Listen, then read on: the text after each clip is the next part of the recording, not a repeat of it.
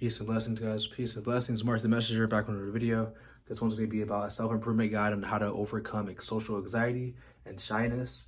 And I want to say this too, guys. If you're under 21, don't be too hard on yourself. You're so young. It's okay. Because when you put too much pressure on yourself, that causes social anxiety. So I have a list of 6 things that I've learned. It's crazy because when I was young, like I say this like it's been a long time ago, like maybe like 6, 7 years ago, I was the complete opposite of an extrovert, but now I'm the complete opposite. I love being social. I love talking to people. But back then I struggled with social anxiety.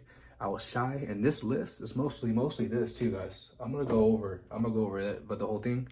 But yes, I used to be shy. I used to have social anxiety. I used to have to all that, guys. And that's how all this stuff I'm about to go over is how I overcame. So let's go. Don't forget to like the video, subscribe to the channel. So number 1 is once you realize nobody cares. You guys are saying, what do you mean nobody cares? No one cares how you dress. No one cares about your physical appearance. Now, they might care for a moment, but when they go to sleep at night, they're not going to be thinking of you.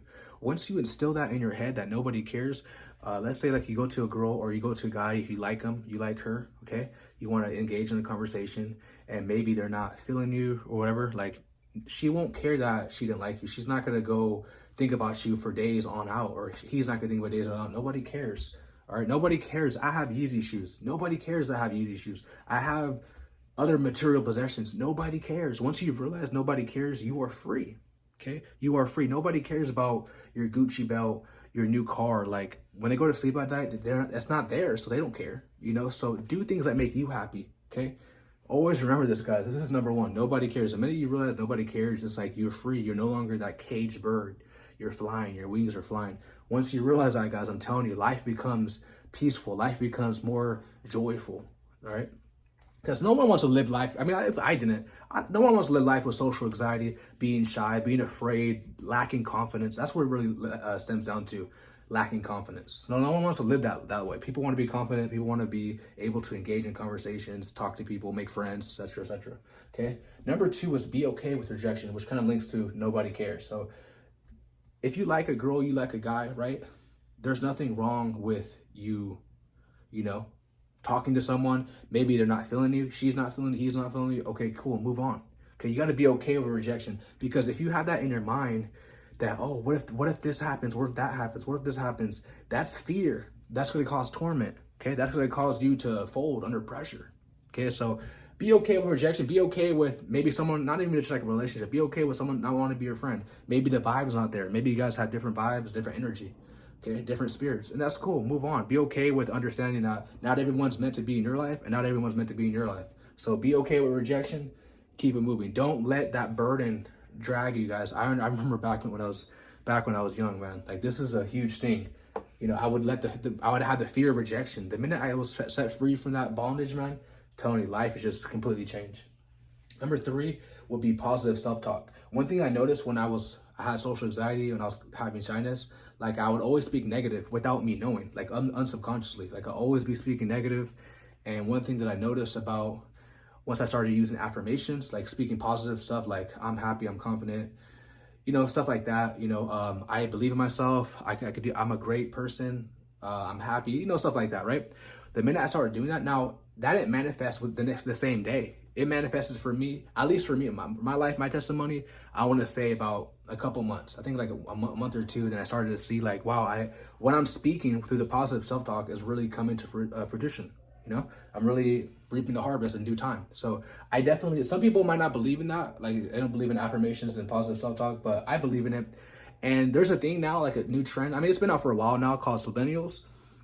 And I used to listen to that type of stuff, but I have more success with positive self-talk because your tongue is ruder. Even the Bible says the tongue is ruder.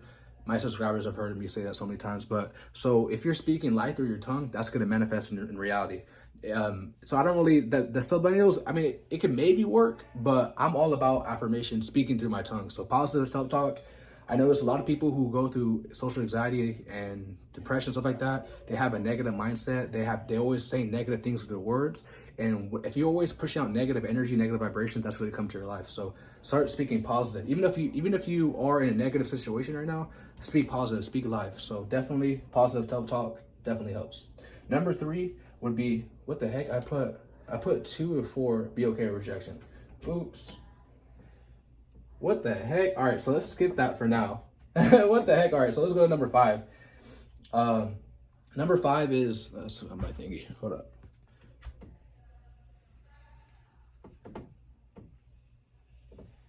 All right, so number 5 would be no fap in the gym.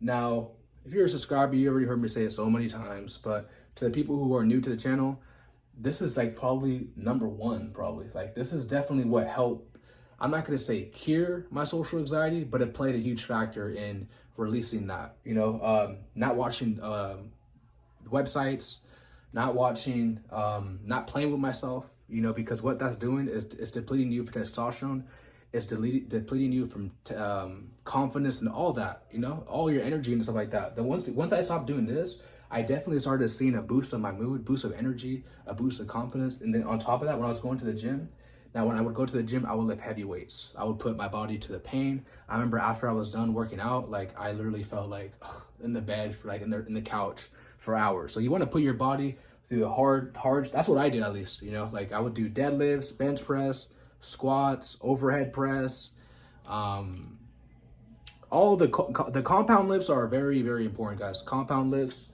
is definitely key.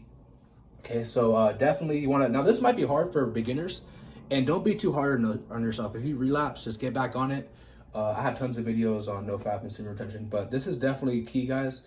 This, especially when you want to talk to a girl and you want to get in a relationship with someone, I noticed that when I wasn't practicing, or when I didn't know about no fap, like my confidence was down, guys. When I wasn't going to the gym, I wasn't no fap, my confidence was all the way down, and I was lacking in self-love, which is, I'll just put that as number 4.